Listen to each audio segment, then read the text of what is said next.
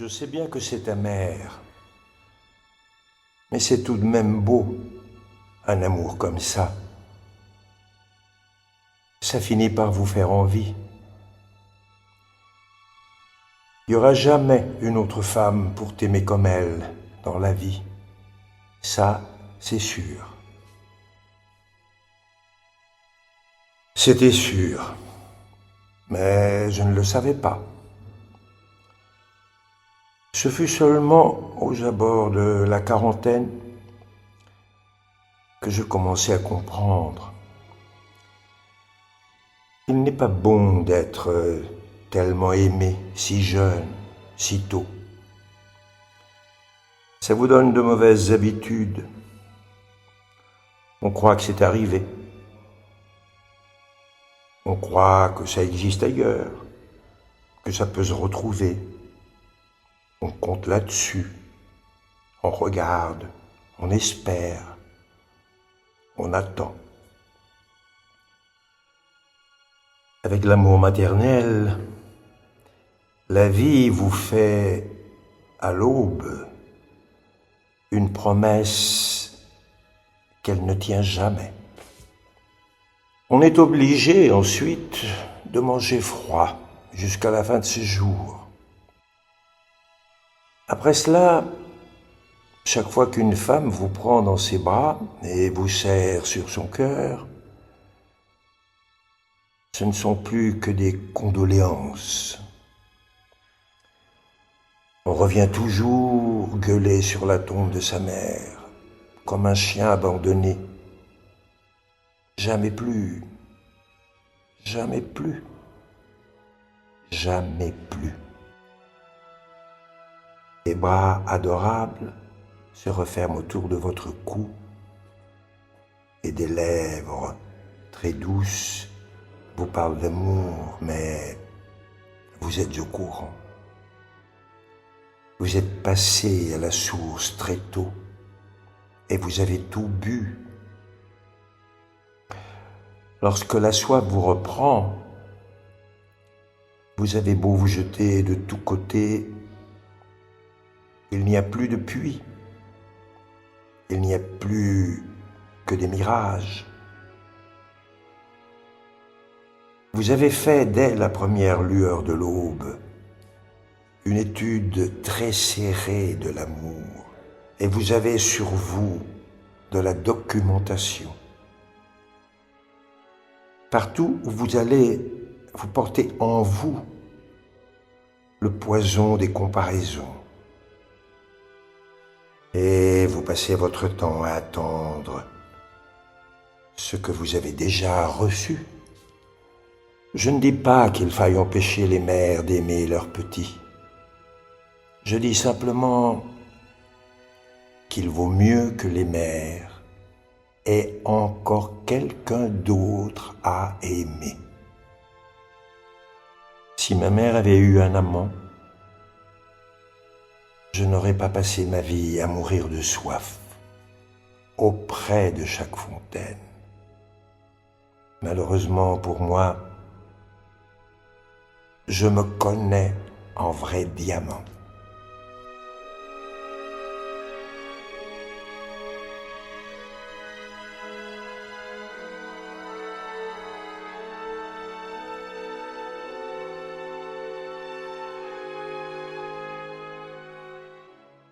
Grand comédien de la France des années 70-80, José Maria Flotats apprend le théâtre grâce à, entre autres, Hubert Gignoux, Jean Mercure, George Wilson, Jean-Louis Barrault et Madeleine Renaud qui lui confient ses premiers grands rôles. Il entre à la Comédie Française en 1981, à la demande de Pierre Dux, mais la quitte 2 ans plus tard malgré sa promotion au rang de sociétaire. De retour en Espagne, il se met à la mise en scène puis dirige jusqu'en 1997 le Théâtre national de Catalogne dont il est le fondateur.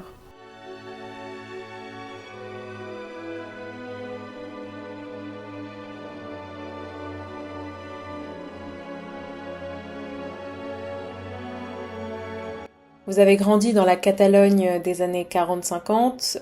Ces années-là résonnent naturellement avec la fin de la guerre civile et l'implantation de la dictature militaire de Franco. Quels souvenirs gardez-vous du climat politique de cette époque ? Mon père a fait la guerre d'Espagne du côté de l'armée républicaine. Mon père a toujours raconté « nous avons perdu », c'est ce qu'il a dit en rentrant, revenant de la guerre à ma mère. Mais mes cousins, mes oncles et leurs amis faisaient partie ou étaient des gens extrêmement, disons, curieux et désireux de culture et de connaissances. Et donc ils étaient tout le temps avec un cercle d'amis et de familiers, ou écrivains, ou peintres, ou sculpteurs, un peu l'intelligentsia non reconnue et presque clandestine de cette époque-là. Cette enfance, c'était toujours « attention, il ne faut pas dire cela, attention, il ne faut pas parler de ceci ni de cela ». Mais j'ai eu la chance, je crois que c'est important aussi dans ma formation, j'ai eu la chance d'être, d'abord d'avoir été aux écoles françaises à Barcelone. D'abord, mes parents m'ont mis aux écoles françaises plutôt qu'une école normale espagnole. Parce que toutes ces écoles, avant de commencer le cours, ont chanté avec la main levée le salut fasciste, l'hymne franquiste. Et mon père dit, bon, mon fils ne chantera jamais cet hymne-là. Et ça a été presque le hasard. Le seul endroit où on ne chantait pas cela, c'était à l'école française. Et quel regard est-ce que vous portez sur votre enfance et la Catalogne de ces années-là? Le regard d'une société stagnante et censurée et enfermée en elle-même, avec le désir permanent de s'ouvrir et d'aller vers le monde. En tout cas vers l'Europe, parce que c'était ce qui était le plus proche. Et ce qui était le plus proche, c'était évidemment la France. À cette époque, il y avait bien sûr une forte répression politique envers le sentiment d'indépendance catalan, mais aussi un très grand rejet de sa culture. Malgré ça, quelle place a eu la culture catalane à l'âge de votre enfance, puis de votre adolescence? Mais elle est totale, parce que c'est ma langue maternelle. Mon père et ma mère me parlaient en catalan. À l'école, c'était en français. Et donc, la troisième langue était l'espagnol à l'époque. Et donc, une importance vitale, totale. Comme je vous disais, des proches très proches étaient des écrivains, des auteurs, des poètes catalans. Et donc, c'est ces gens-là que je fréquentais. Et qui étaient censurés et qui ne pouvaient même pas publier ce qu'ils écrivaient. Comment cette éducation française a-t-elle influencé votre manière de penser et de percevoir le monde? Je suis sûr que elle m'a influencé comme elle influence n'importe quel petit Français. C'est-à-dire, c'est devenu quelque chose de naturel. Il est évident que la maternelle en langue française, et en plus à cette époque-là, était totalement différent que la maternelle en langue espagnole dans une école franquiste. Si on écoutait une chanson, ou on nous faisait chanter une chanson, ou on nous lisait un poème, c'était forcément un poète français, une chanson française. J'ai reçu ça très tôt, très vite. C'est pour ça que plus tard, une fois je suis allé en France, la communication avec mes pères était absolument naturelle. Jamais je me suis senti étranger. Et on ne m'a pas fait remarquer que je n'étais pas de souche, enfin. Est-ce que vous vous souvenez de votre première rencontre avec le théâtre? Ma première rencontre avec le théâtre, ça a été déjà à Barcelone, et précisément dans ce théâtre, au Roméa. Des compagnies étrangères venaient ici faire du théâtre. Là, j'ai vu pour la première fois une troupe française, et c'était le Grenier de Toulouse, avec Maurice Sarrazin, qui dirigeait le théâtre à l'époque. Enfant, ou adolescent, disons, j'ai déjà vu ce qu'était le début du grand résultat de la grande importance de la décentralisation théâtrale française, puisque je l'ai vu à travers le Grenier de Toulouse. Qu'est-ce que j'ai vu? J'ai vu le voyage de Monsieur Perrichon. C'était la biche magnifique et très fantastique et très magnifiquement bien montée. Et après, le rideau de Bruxelles, mais c'était en français, mais c'était des Belges. Le rideau de Bruxelles qui était venu faire un autre spectacle, ici aussi au Théâtre Roméa. Donc tout ça, c'est des 2 pièces que j'ai vues en langue française. Mais avant mon arrivée en France, je veux dire, ce qui me fait aller en France, c'est une publicité à l'Institut français de Barcelone pour les rencontres internationales de jeunes en Avignon. Et je dis, je veux y aller. Et j'avais juste mes 18 ans, donc je pouvais avoir un passeport. C'est la première fois que je passais les Pyrénées, que je quittais l'Espagne. Et qu'est-ce que je vois? Je vois le Festival d'Avignon. Et là, j'ai eu le choc de ma vie. J'ai vu, la première chose que j'ai vue, c'était les Caprices de Marianne avec Gérard Philippe et Geneviève Page. Le deuxième spectacle, c'est Marie Tudor avec Maria Casares. Eddie Broy avec Jean Villard, mise en scène et jouée par lui. Et à la première des Caprices de Marianne, je me souviens parfaitement que tout le monde était debout en train d'applaudir. Et moi, je ne pouvais pas, je tremblais. Je ne pouvais pas applaudir, je tremblais, j'étais absolument... C'est un choc, j'ai reçu un choc. Rencontre internationale de jeunes, on était logés dans le lycée Mistral, garçons et filles, il y avait plus de garçons que de filles. À l'époque, les garçons voyageaient plus facilement, les tout jeunes, que les filles. On était à peu près un groupe de 80 ou 90 jeunes, de tous les pays. Il y avait des Canadiens, il y avait des Anglais, il y avait des Allemands, il y avait des Italiens, il y avait des Yougoslaves, oh mon Dieu, par rapport à l'Espagne franquiste, c'est-à-dire des gens qui venaient de l'au-delà du rideau de fer. Donc c'était des rencontres absolument fantastiques pour nous. Et je suis rentré à Barcelone, c'était en juillet donc, et dès le mois de septembre, je suis allé au lycée français, à l'Institut français, pardon, frapper à la porte du directeur de l'Institut français en disant « Je veux une bourse pour aller en France travailler avec ces gens-là ».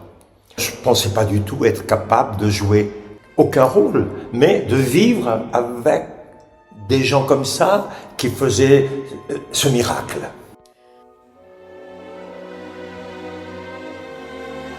Dans les années 50, vous faites partie d'une troupe de théâtre amateur, puis vous débutez véritablement votre carrière au Théâtre Guimerà de Barcelone.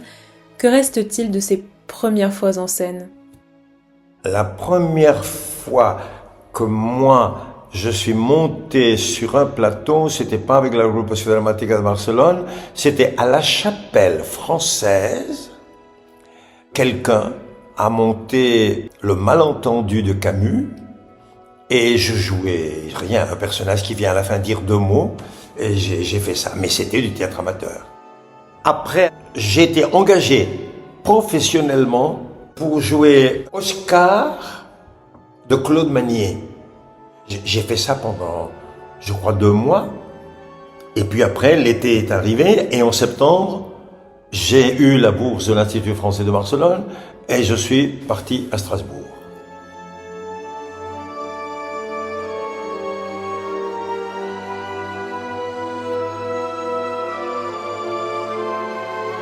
En 1959, vous quittez Barcelone pour étudier le théâtre à l'École nationale d'art dramatique de Strasbourg. À cette époque-là, l'Espagne vit encore sous dictature franquiste. Qu'est-ce qui vous a poussé à choisir d'étudier le théâtre en France plutôt qu'en Espagne? Et est-ce que ce départ n'était pas aussi un exil pour fuir le régime? Mais je ne me suis même pas posé la question, c'est-à-dire que tout ce qui venait de France, tout ce qui venait du Nord, était la liberté et la connaissance et la culture par rapport à la misère de la culture où on était, qui nous était infligée. À Madrid, c'est différent. Il y a des gens de grandissime qualité, ici aussi, mais la vie était terrible pour les quelques professionnels qui essayaient de jouer quand même, et en catalan, pouvaient jouer ici dans ce théâtre avec des grands succès, les pièces de Sagar surtout, et de Guimerà, etc. Et le public était fidèle, mais il n'y avait que ça. Pourquoi je vais en France? Mais parce que j'ai le choc d'Avignon. Et donc, je découvre un théâtre différent, et un style différent, une manière différente. Et je me dis, c'est ça qui me plaît, c'est ça qui m'attire. Et je veux aller dans cette direction-là.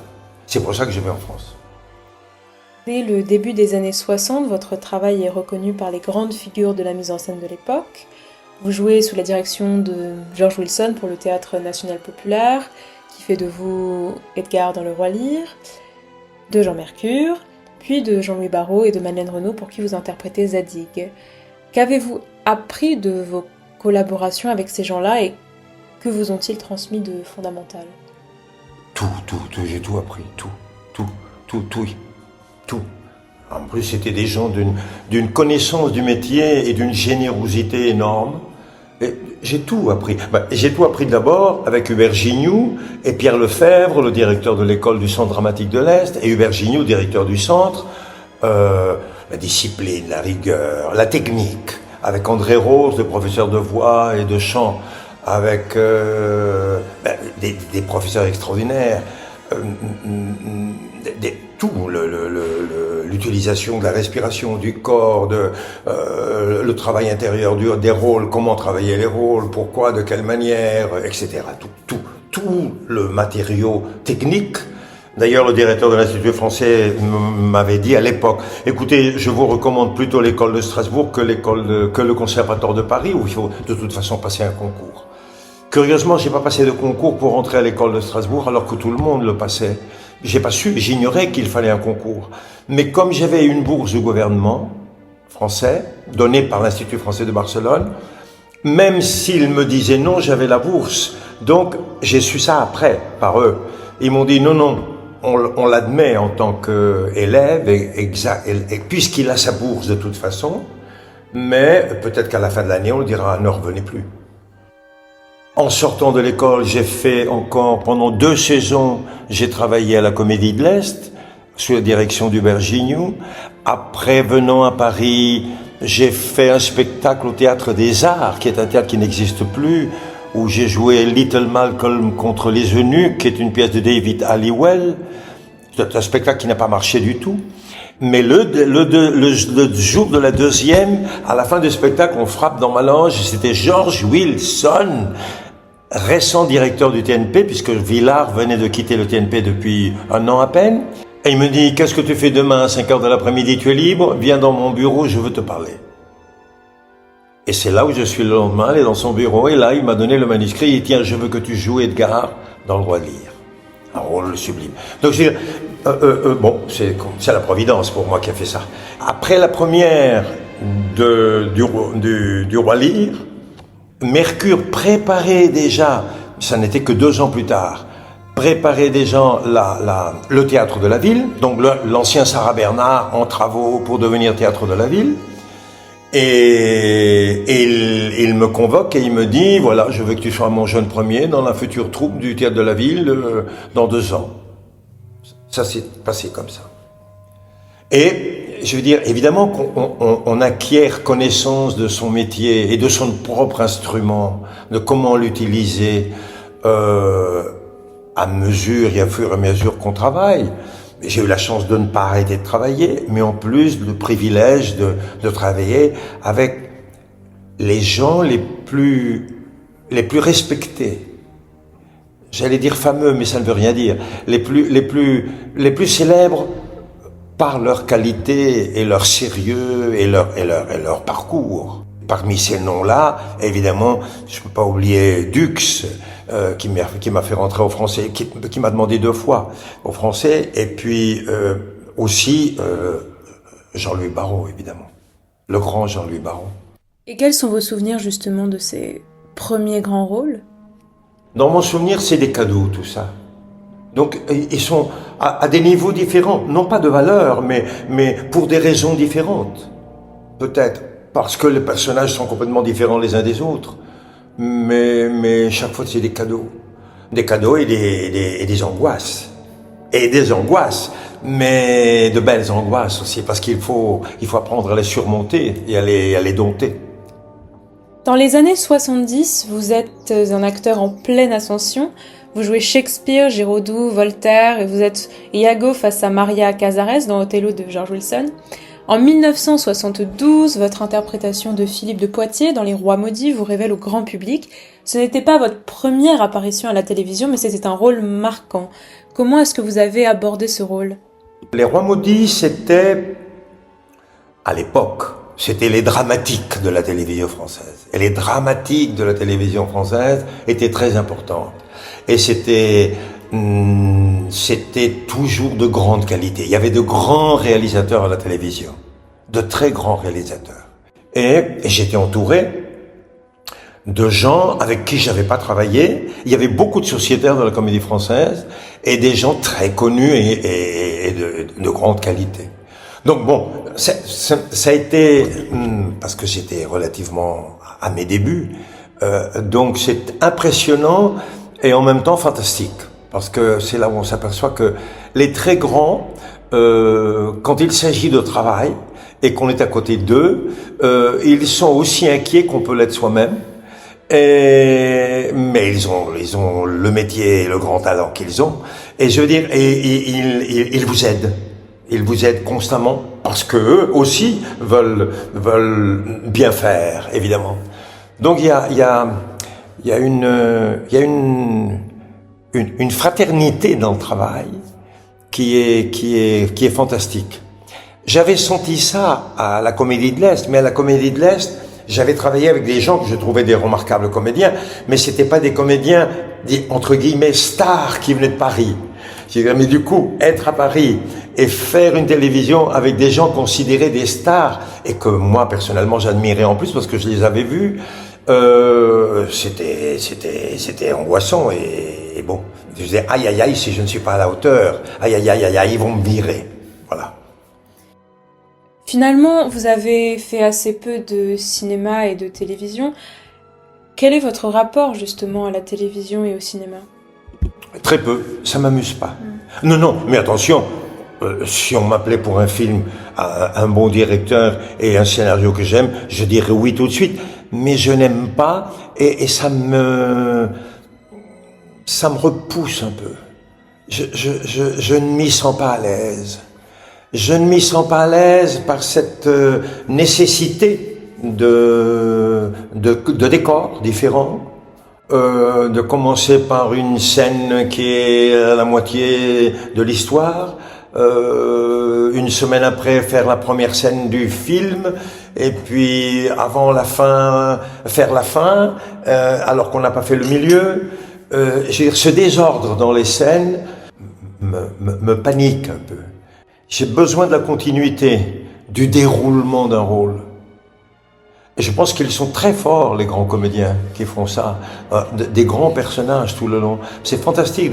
Oui, mais attends, comment j'ai fait la scène hier, qui était la scène 2. Aujourd'hui, je passe à la 5. Et après-demain, je reviens à la scène 2. Je l'ai quitté comment, la scène 2 ? Enfin, le personnage était comment il y a 3 jours. Ça me paraît très difficile. Ça ne m'amuse pas, surtout. Vous êtes finalement engagé à la Comédie Française en 1981. À votre entrée, que représentait cette maison pour vous ? C'est un honneur que le Français dise venez faire partie de la famille. C'est un honneur, évidemment. J'avais dit non à Dux une fois parce que j'avais déjà dit oui à Jean Mercure au Théâtre de la Ville pour faire le Cid. Et Pierre Dux me dit, tu rentres tout de suite au Français, mais les 6 premiers mois, tu ne feras rien parce qu'il n'y a aucun rôle pour toi, mais tu travailleras après, mais tu seras déjà au Français. Et je dis, pourquoi vous voulez... Je me souviens comme si c'était hier, je dis, mais maître, pourquoi est-ce que je serai chez vous sans rien faire alors que je peux jouer le Cid au Théâtre de la Ville ? Je préfère jouer le Cid au Théâtre de la Ville. Engagez-moi plus tard. Il dit, mais plus tard, je pourrais pas parce que je sais pas quoi. Bon, ça s'est fait comme ça. Mais après, je suis finalement rentré au Français et c'était un honneur, un plaisir et je m'y suis très très très bien trouvé. Il y avait des gens que je connaissais déjà, avec qui j'avais travaillé, donc dehors dans des télévisions ou que j'avais vu au théâtre et qu'on avait de très bons rapports. Durant ces 2 années à la Comédie Française, vous avez été mise en scène notamment par Jean-Pierre Miquel et Jean-Luc Boutet, et vous avez interprété pour ce dernier Don Juan, qui est peut-être le rôle le plus espagnol du théâtre français. Quel souvenir gardez-vous de ce rôle en particulier et plus largement de vos années là-bas ? Jean-Pierre Miquel, exquis, adorable. Il a mis en scène, il m'a dirigé dans Le Marivaux de la seconde surprise de l'amour avec Ludmilla Michael, sublime. Une qualité et des rapports magnifiques et merveilleux avec Jean-Pierre Miquel et très bien, très bien. J'ai beaucoup appris de lui, plus il était très proche. Il n'y a jamais eu la barrière de s'adresser à un patron. C'était un camarade, un copain qu'on respectait, mais avec qui on avait un rapport extrêmement facile, tout de suite. Donc ça, c'était fantastique avec lui. Non, et puis il y a Jean-Luc Boutet, il y a Patrice Kerbrad, il y a tous les comédiens de l'époque, la plupart, je veux dire, avec qui je me suis très bien entendu et que j'aimais beaucoup. Je dis j'aimais ceux qui malheureusement sont partis et que ceux qui sont là, j'aime toujours. Même ceux qui sont à la retraite, je les aime toujours. Hein. Et le Don Juan a été quelque chose d'important, oui, parce que c'est pour un comédien jouer le rôle de Don Juan chez Molière, dans la maison de Molière, avec les comédiens de Molière. C'est un peu, j'imagine, pour des ténors d'opéra, chanter Lohengrin à Bayreuth, non, ou chanter la Tosca à la Scala. Je veux dire, c'est comme des cadeaux fantastiques du hasard, non? Ça, c'est merveilleux. Comment avez-vous vécu de l'intérieur la réalité de cette institution? Est-ce qu'il y a eu un contraste fort entre ce que vous imaginiez de la maison de Molière et ce que vous avez réellement trouvé là-bas, humainement, artistiquement, politiquement? Non, sur le plan artistique, un 10, et le maximum c'est 10, un 10. C'était fantastique. Sur le plan pratique, organisation et tout ça, un 10, c'est une maison fantastique, avec des gens extraordinaires. Il m'est arrivé une chose que j'ai ressentie peut-être plus que d'autres. Bon, ils m'ont nommé sociétaire. On vit la campagne électorale de Giscard Mitterrand. Et on trouve une France divisée en deux. La société française est divisée en deux. Et divisée en deux et d'une façon assez violente. Cette époque-là, je me souviens de ça. Les débats étaient farouches. Et il y avait à l'intérieur des murs, c'est peut-être beaucoup dire une tension, mais quand même une certaine crispation qui était la crispation de la société française. Et à ce moment-là, je devais signer pour 10 ans. Et il y a eu 2 ou 3 choses assez fortes à l'intérieur de la maison qui m'ont provoqué une sorte de panique, en me disant « Mon Dieu, mais que Duchemol parle comme cela à quelqu'un d'autre et que ce quelqu'un d'autre réponde à quelqu'un d'autre de cette façon dans les couloirs, et il faut travailler ensemble pendant 10 ans, ça sera comme ça. » Alors que j'avais tort, ça ne s'est pas passé comme ça pendant 10 ans, c'est pas vrai. Mais il y avait une tension qui m'a fait faire marche arrière. Et j'ai dit non, je ne signe pas. Vous quittez la Comédie Française seulement 2 ans après y être entré, en 1983. Vous veniez tout juste d'être nommé sociétaire, ce qui est une promotion assez fulgurante. Depuis votre départ, vous n'avez plus jamais joué en France. Pourquoi ? Je n'ai pas quitté la France dans mon désir. Je n'ai pas quitté Paris dans mon désir. Ayant décidé de quitter la comédie, puisqu'on était venu à Barcelone faire le Don Juan, et ça a été un triomphe au Liceo, le Don Juan avec la Comédie Française. On a fait 3 représentations du Don Juan, bureau fermé, l'Opéra de Barcelone bourré, c'était un triomphe absolu.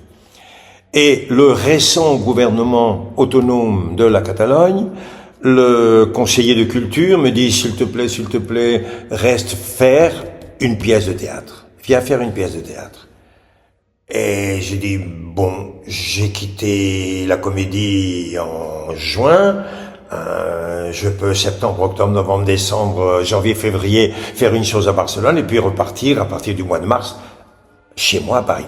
Parce que j'ai gardé mon appartement à Paris. Je ne le quittais pas, je l'ai gardé pendant 10 ans. Et donc mon idée c'était, je retourne à Paris. Je ne quitte pas Paris.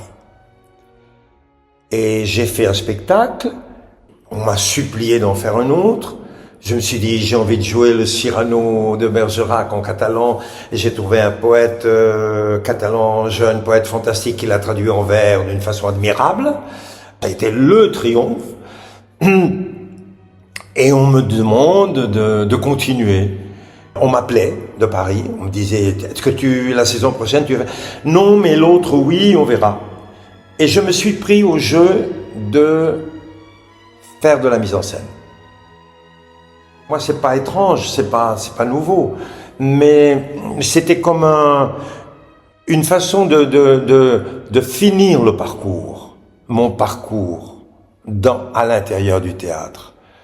Et j'avais envie de ça, et puis je me suis rendu compte que je savais mener les comédiens, les mener à bien, mais j'étais à Barcelone, au Théâtre Polorama, sur les Ramblas, pendant 10 ans.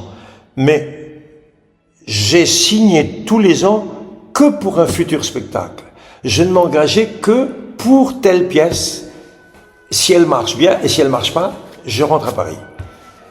Et ça a été comme ça. Donc j'étais moi-même pris au piège du plaisir de... Quant au Théâtre National, il faut que je revienne un peu en arrière.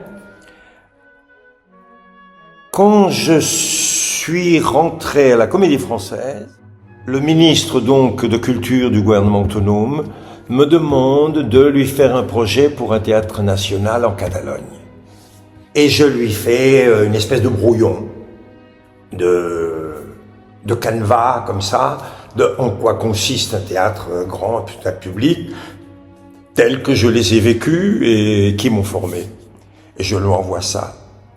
Et une des réponses, me dit, bon, on essaiera de faire ça. Ils n'avaient pas les moyens de faire un grand théâtre national, mais ils ont l'idée de faire un début de centre dramatique national qui n'existait pas.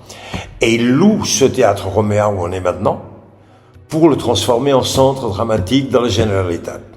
Donc, quand on vient avec le Donjon et la Comédie Française, c'est le centre dramatique de la Generalitat, par ordre du conseiller, qui engage la Comédie Française. Donc, le centre dramatique existait déjà. Je veux dire, mais pas le national. C'était en attendant d'avoir. Et le ministre, qui était toujours le même, me dit, oui, mais essaie de présenter en propre et en grand un projet pour le théâtre national. Je voudrais que tu le présentes et je voudrais qu'il se fasse après le succès du Cyrano. Et pour eux, c'était évident qu'ils voulaient me donner les rênes à diriger un futur théâtre national s'il se faisait. Et j'ai présenté ce projet. Donc, tu vois, c'est deux choses qui sont différentes. On ne m'a pas appelé pour que je reste, c'est moi qui suis venu. Et j'avais déjà présenté un projet pour qu'il fasse un théâtre national. Mais donc, je reste 10 ans à Barcelone, mais tous les ans, j'étais convaincu que je rentrais à Paris. L'année suivante, la saison suivante. Mais le temps passe très vite, on s'en rend pas compte. Et j'ai réalisé 10 ans après que j'allais plus à Paris. Et j'ai fini par quitter mon appartement à Paris. Et je vais à Madrid parce que j'avais les droits de art de Yasmina Reza. Yasmina Reza m'avait donné les droits.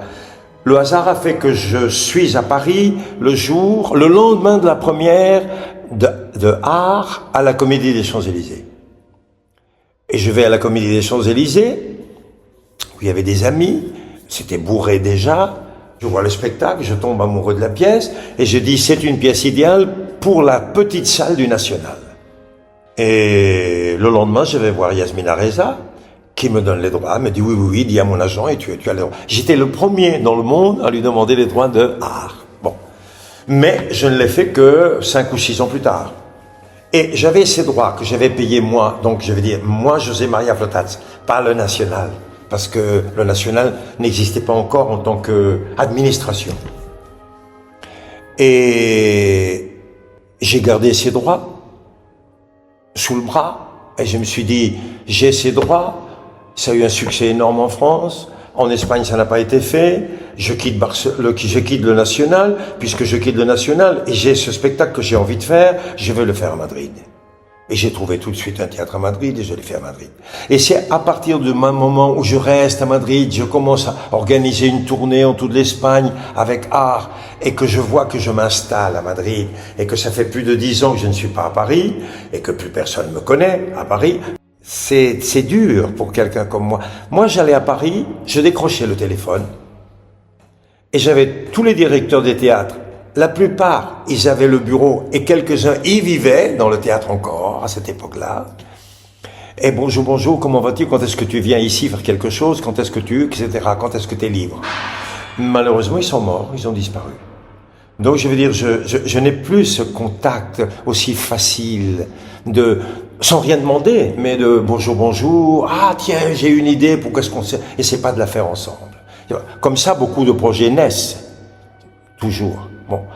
Donc, à partir de ce moment-là, je dis, je quitte mon appartement, j'oublie Paris, malheureusement, et je continue à mener ma barque à Madrid.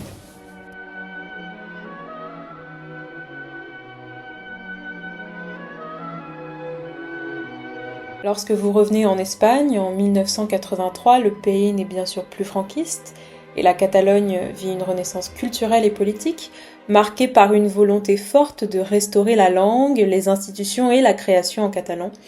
Vous créez votre propre compagnie en 1984, où vous mettez en scène notamment des classiques du théâtre français comme Cyrano ou Lorenzaccio. Pourquoi avoir choisi à ce moment-là de vous tourner vers des textes français pour lancer votre compagnie en Catalogne? Et comment est-ce que le public catalan a-t-il réagi à ça? Parce que ce que je voulais, c'était faire d'abord, puisque j'étais moi le metteur en scène et le comédien qui jouait le premier rôle. Je voulais donc d'abord faire des pièces que je croyais comprendre, qui m'étaient proches, avec des textes qui m'étaient proches, qui avaient des résonances en moi, et des rôles que je pensais qui étaient pour moi, que je pouvais servir. Et des auteurs que je pouvais servir. Donc il fallait les traduire et faire. Pour moi, que ce soit traduit ou pas, ou en version originale ou pas, si c'est de la qualité, dans la traduction de la qualité, l'important c'était pouvoir pouvoir montrer ici le théâtre qui m'avait formé. Et l'école que j'avais reçue. Transmettre l'école que j'avais reçue. Donc il y avait... Je me suis jamais posé le problème. Pour moi, c'est faire du théâtre et en langue catalane. Que le théâtre soit d'auteur catalan ou d'auteur chinois, ça m'était indifférent. L'important, c'était le théâtre d'art, essayer en tout cas, d'art avec un A majuscule.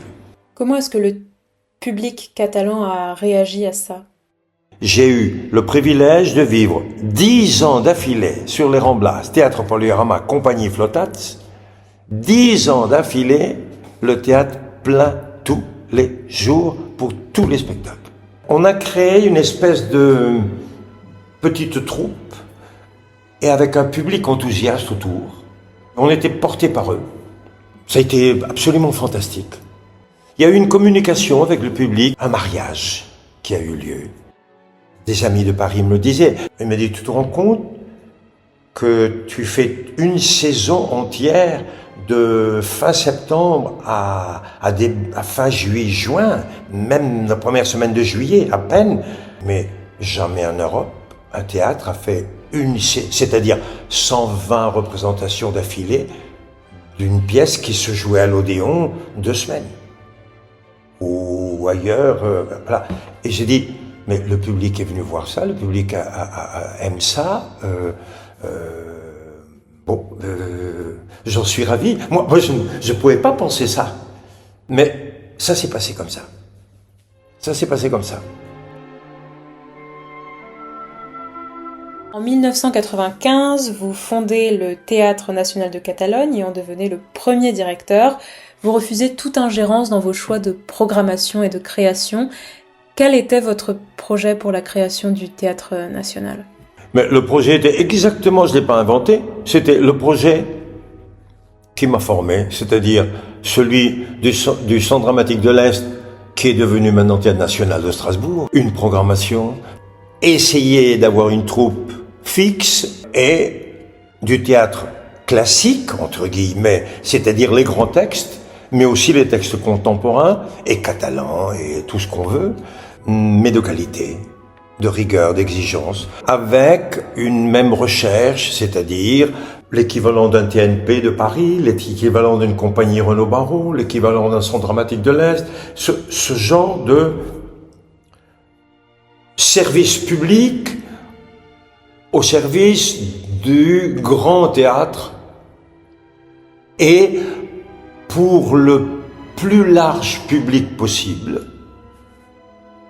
Pas du tout un théâtre élitiste ni élitaire, un théâtre le plus exigeant dans la qualité et dans le message, et dans le texte, et dans la forme, et dans le style, mais pour le plus grand nombre de spectateurs possible. Pourquoi avoir choisi la pièce Angels in America de Tony Kushner pour l'inauguration du théâtre ? Par hasard. Parce que un an avant de pouvoir inaugurer vraiment le tout, ce texte me parvient. Je n'en avais pas connaissance. Et je lis ce texte et je tombe amoureux de ce texte, par la force de ce texte, c'est la dramaturgie de la fin du XXe siècle, je crois, la plus importante. Et je dis, mais ça, c'est un spectacle qui ne peut être fait que par un théâtre public, à cause du nombre de comédiens aussi, et tout ça, sûrement. Alors, on avait la possibilité d'avoir les droits. Je dis, oui, je le veux, je vais le faire. Comme les travaux se sont retardés, je dis, je commence quand même avec ça, et je le commence dans les ateliers du théâtre, qui était une deuxième salle prévue, une troisième salle hypothétique est prévue, qui est en réalité, c'est là une grande salle de répétition, et j'ai dit, comme ça, les gens commenceront à apprendre comment aller au national. Et on a fait ça. Mais j'ai fait ça, encore une fois, par amour pour le texte, passion pour ce texte, mais convaincu que je faisais un spectacle absolument minoritaire et qui n'intéresserait que très peu de gens et qu'on allait faire ça 15 jours maximum. Et on a fait ça 5 mois. Est-ce que vos convictions politiques ont guidé ou guident vos choix artistiques ?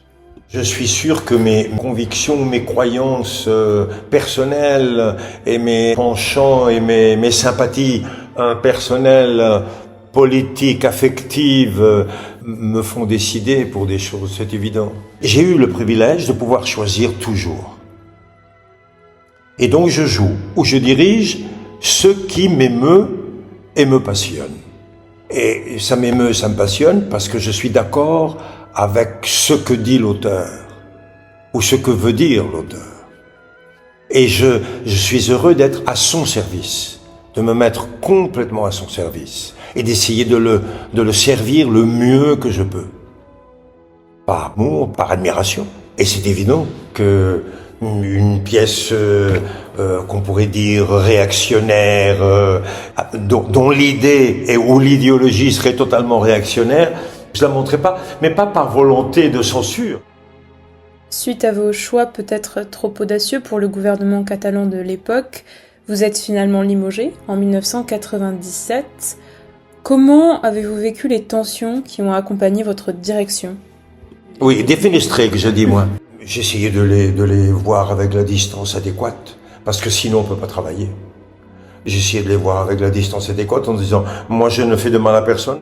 On m'a offert de diriger ça et de mettre en scène ça et de pouvoir faire ce que j'ai décidé comme programmation. On ne m'a pas imposé, donc je le fais le mieux que je peux. Le reste, ça ne me regarde pas. Bon, ça peut me déplaire quand c'est trop fort, mais moi j'essayais de de faire mon travail. J'ai mal vécu une chose, oui, évidemment, toute une équipe que je considérais mon équipe, et qui était une équipe fantastique. Je prétends pas l'avoir formée, mais enfin, je l'ai conduit vers ce que j'ai appris, de quitter toute cette équipe d'un coup. Ça m'a fait mal au cœur, évidemment. Mais pas le reste. Avec le recul, qu'est-ce qu'il vous reste de cette période à la tête du National ? Il me reste la fidélité des amis, l'amitié de ses amis, de ses camarades, de ses comédiens, de ses techniciens, d'une partie de ce public. Parce que là, quand je suis revenu à Barcelone, au Roméa, cette saison dernière, faire le Voltaire-Rousseau, à la sortie du spectacle, la première saison, je me trouvais les gens qui étaient du Polyorama, qui venaient au Polyorama. C'est très touchant, ça. C'est parce que on s'en rend pas toujours compte quand on est sur le plateau. Et on est même surpris parfois que quelqu'un dans la rue vous dise qu'il vous a vu dans 3, 4, 5 choses, ou qu'il vous a vu chaque fois que vous êtes à l'affiche. On est un peu comme gêné en même temps. Mais c'est fantastique. Depuis votre départ du TNC, vous continuez de monter des pièces du grand répertoire, comme le jeu de l'amour et du hasard, mais vous vous tournez aussi vers des formes plus contemporaines, pour un oui ou pour un non de Nathalie Sarraute par exemple, ou encore des textes qui mettent en lumière des figures historiques, Staline, Voltaire, Rousseau, Louis Jouvet dans Paris 1940. Lorsque vous abordez une mise en scène, par où est-ce que commence votre travail et comment est-ce que vous procédez pour mettre en scène une pièce ? C'est-à-dire de la même façon que je l'ai fait à Barcelone pendant 10 ans, exactement de la même façon. Simplement là, c'était différent. À Madrid, ça a été un peu pour moi comme à Paris. À Madrid, j'ai été tellement bien accueilli par le métier, pas uniquement par le public, par le métier, tellement généreusement accueilli par le métier, que j'ai pu aller directement dans des théâtres publics aussi. Et des théâtres privés, où bonjour Pierre, bonjour Paul, bonjour Jacques, bonjour, etc. Dis donc, j'ai l'idée de cette pièce avec un tel ou un tel, qu'en penses-tu ? Ouais, tout de suite, on la monte ici, on la fait là. Donc je veux dire, j'ai eu ce que j'ai vécu à une époque à Paris, je l'ai vécu toutes ces années à Madrid. Donc ça a été... Et chaque fois que j'avais la possibilité de faire une pièce, soit que je la produisais dans un théâtre, soit que c'était une coproduction, soit que c'était uniquement un engagement en tant qu'acteur et metteur en scène pour un théâtre public ou un théâtre privé, quel que soit le système de production, artistiquement, c'était la liberté totale, c'était la chaleur, l'amitié, le dévouement de la part du théâtre, des directeurs des théâtres. Le Malade imaginaire que j'ai fait à la Compagnie nationale des théâtres classiques, j'ai fait Toc Toc. Dans 2 ans, c'est le 300e anniversaire de Molière. J'ai envie de monter Le Malade. Qu'en penses-tu ? Parce que c'était une pièce qu'il faut monter dans un théâtre public. On se met d'accord tout de suite. Ça a été comme ça. Après, malheureusement, après il y a eu le Covid. Toutes les places étaient vendues d'avance. On a repris en novembre ou décembre. C'était plus le même climat. Mais c'était fantastique. Après Le Malade, je voudrais reprendre. J'ai voulu faire le Elvire Jouvet 40, c'est-à-dire le texte de Louis Jouvet, le Paris 1940, à l'espagnol. Et ça a été la même chose. J'ai envie de faire ça. Est-ce que ça rentre dans ton programme ? Est-ce que c'est... Oui, tout de suite. C'est une position extrêmement privilégiée et absolument inouïe, mais ça se passe comme ça. Systématiquement, quand vous mettez en scène une pièce, vous interprétez aussi le personnage principal. Comment, en parallèle d'être metteur en scène, vous avez abordé le travail d'acteur, interprétant des personnages aussi emblématiques ? Mon école est faite comme ça. À Strasbourg, c'est Hubert Gignoux qui fait la mise en scène et qui joue le rôle principal. Au TNP, c'est George Wilson qui joue le rôle principal et qui fait la mise en scène. Jean-Louis Baron, exactement pareil. Jean Mercure aussi, il a fait ça. Au Théâtre de la Ville. Ça a été fantastique tout ce que j'ai pu apprendre avec Jean Mercure aussi, parce que ça a été pendant 10 années d'affilée. Il s'agit de savoir exactement ce qu'on veut en tant que metteur en scène et d'avoir un assistant à la mise en scène sublime qui devient après un bon metteur en scène. Et j'ai toujours eu la chance d'avoir de magnifiques assistants. Parce que moi, je fais la mise en scène, je montre un début de chorégraphie, et puis je demande de le voir depuis la salle avec les comédiens, mais plus avec moi, mais mon assistant qui fait mon rôle avec mes mouvements. Je n'arrête pas de descendre, de passer de la scène à la salle, de la scène à la salle, de la scène à la salle, ce que faisaient tous mes maîtres. Votre pièce la plus récente que vous avez jouée à Roméa jusqu'en février dernier, c'est la pièce de Prévent sur les relations entre Voltaire et Rousseau. Pourquoi est-ce que vous avez choisi de mettre en scène cette pièce-là ? Le texte est très habile, très intelligent, c'est très bien. Et je pense que pour un public large, le public espagnol, c'est quand même pas un public français.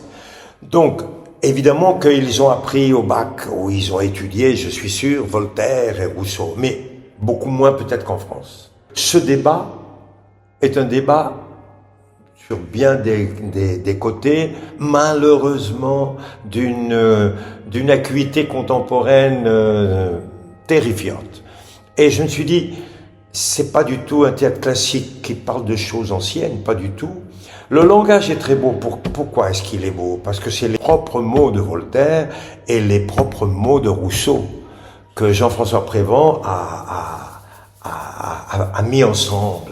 Donc il y a très peu du vrai Prévent. Il y a surtout que du vrai Voltaire et du vrai Rousseau. Et il y a même une différence de langage entre les deux un peu. Et ce débat, curieusement, passionnait le public. Et les gens disaient, mais c'est tout à fait contemporain, et curieusement aussi, il y a quelque chose de très joli. Moi, j'ai questionné le public, et les fois où on a un débat, les quelques fois où on a eu un débat après le spectacle, et c'est presque toujours 50-50, 50% du public est du côté de Rousseau, 50% est du côté de Voltaire. C'est curieux, mais c'est comme ça. Tout au long de votre carrière, vous avez joué bon nombre de dramaturges classiques, Shakespeare, Musset, Marivaux, Molière, Corneille. Est-ce qu'en vieillissant, votre relation à ces grandes écritures s'est transformée?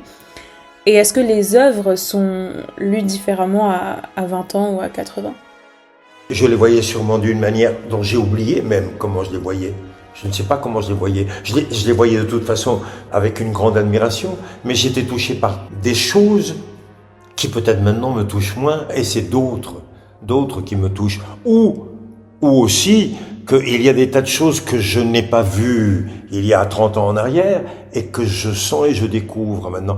Ce qui est fantastique dans les grands textes, c'est que plus on les habite, plus on les parcourt, plus on les travaille, même dans la même pièce, en la jouant, c'est à la 50e qu'on découvre, même en étant le metteur en scène, et en sachant ce qu'on fait, c'est pour ça que je dis ça comme ça, à ce moment-là, par rapport à. Il y a tout le temps des prolongements dans les grands textes. Moi, je dirais même que il y a des prolongements tellement grands, avec les classiques surtout. Je prends Molière comme exemple. Du fait que Molière était avant tout comédien, après auteur, et puis metteur en scène, et puis recomédien, jouant ce que lui-même mettait en scène, ce qu'il avait écrit. Donc qu'est-ce qu'il écrivait, Molière? Il écrivait quelque chose qui est une vérité telle qu'il suffit de respecter la langue dans le bon sens et à la manière de pour être le personnage. C'est-à-dire, en simplifiant beaucoup, c'est fantastique que le seul fait de dire le texte vous transforme. J'exagère en disant ça, mais c'est presque ça. C'est comme une fugue de Bach. Oui, il faut les jouer, les fugues de Bach. C'est pas donné à tout le monde. Il faut la travailler, et drôlement. Une note après l'autre, c'est elle qui donne, comme dirait Jouvet, le sentiment et la communion avec le public. Et dans le même registre, le corps change, la voix aussi. Est-ce que ça transforme votre manière d'habiter un personnage? Ça dépend des textes que l'on a. Pour moi, c'est l'essentiel, c'est au service de l'idée de l'auteur. Et donc, le personnage a été écrit par l'auteur, Et il dit certaines choses. Essayez de comprendre pourquoi il les dit, et comment il les dit, et à qui il les dit, et quand il les dit, et pour quelles raisons il les dit. Ce qui caractérise votre parcours, c'est bien sûr la pluralité linguistique, puisque vous avez aussi bien joué en français qu'en catalan et qu'en espagnol. Quel rôle a joué cette pluralité dans votre travail ? Ben, c'est-à-dire, ça m'a facilité le travail, mais oui, ça me permet de jouer en catalan, ça permet de jouer en espagnol et ça me permet de jouer en français. C'est-à-dire, ça m'a ouvert des portes, évidemment, puisque je peux travailler ici, je peux travailler à Madrid ou en toute Espagne, ou en Amérique latine, mais j'ai fait une tournée en Amérique latine avec le Don Quijote qu'avait monté Mauricio Scaparo. Mais oui, l'important c'est pouvoir faire ce métier-là et d'essayer d'avoir une communication, pour ne pas dire communion, mais une communication privilégiée avec le public depuis le plateau. D'établir ça au service toujours de l'auteur. Qui sont les metteurs en scène, qui sont les artistes qui, selon vous, ont le plus influencé votre manière de concevoir le théâtre et qui vous ont le plus marqué lors de vos diverses collaborations ? Je ne peux pas oublier la première image d'Avignon, du TNP de Jean Vilar. Parce que c'est une esthétique déterminée. C'est là où j'ai eu un choc. C'est une esthétique, mais en même temps c'est une éthique, parce que c'est un théâtre pour un public large et ample, avec grande rigueur, avec des immenses comédiens et comédiennes là-dedans, et au service de ce postulat théâtral de Jean Vilar, ce service public, ça, du théâtre. Mais il y a des gens dont je suis époustouflé par l'esthétique, c'est le Piccolo de Milan, avec Giorgio Strehler, et surtout, et aussi grâce à Ezio Frigerio, avec qui j'ai eu le privilège et le bonheur de travailler. C'est fantastique de travailler avec des gens comme ça, parce que je dis, moi j'imagine un verre de table un peu arrondi, si c'est possible, avec le bord peut-être un peu usé, je sais pas comment dire. Oui, je t'ai compris.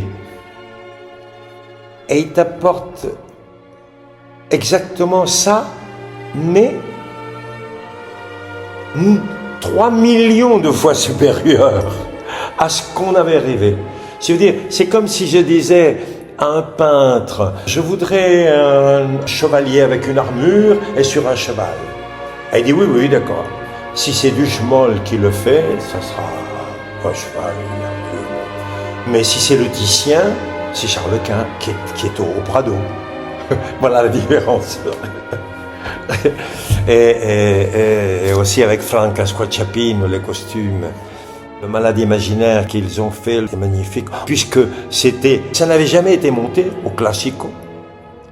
Je me dis, puisque c'est la première fois, il faut partir des données de Molière lui-même, c'est-à-dire du style de l'époque. Mais il ne faut surtout pas faire du carton-pâte. Donc, la seule personne avec qui, ça ne sera pas du carton-pâte, mais ça sera le style de l'époque, c'est Frigerio. Et j'ai appelé Frigerio, il m'a dit oui tout de suite, et je lui ai dit oui, mais comment? Et il y avait des anciennes gravures, donc les gravures c'est blanc et noir. Et on est parti on va faire le décor comme si c'était un livre de gravure de l'époque de Molière, et tout est uniquement blanc et noir, et les costumes aussi. Et c'était fantastique, parce que c'était comme un livre d'images, et pas des murs carton-pâte qui représentent de l'ancien. C'était très beau. Ça, c'est son talent. Quel regard vous portez aujourd'hui sur votre propre parcours ? Si je regarde en arrière, je me dis que j'ai été absolument privilégié. J'ai eu une chance inouïe. J'ai l'impression d'avoir rencontré providentiellement celui-ci, providentiellement l'école, providentiellement ici, providentiellement là. Je suis obligé de dire 1000 fois merci à tous ceux avec qui j'ai travaillé tous les jours. Je n'ai rien inventé. Je n'ai pas d'avis sur moi. Je sais ce que le travail que j'ai fait le mieux que j'ai pu et j'ai eu la chance de pouvoir le faire. Qu'est-ce que vous aimeriez qu'on en retienne ? Tant que je vis, continuer à pouvoir faire ce beau métier le mieux possible. Et puis quand j'aurai disparu, il y a des gens importants desquels il faut parler, pas de ma personne.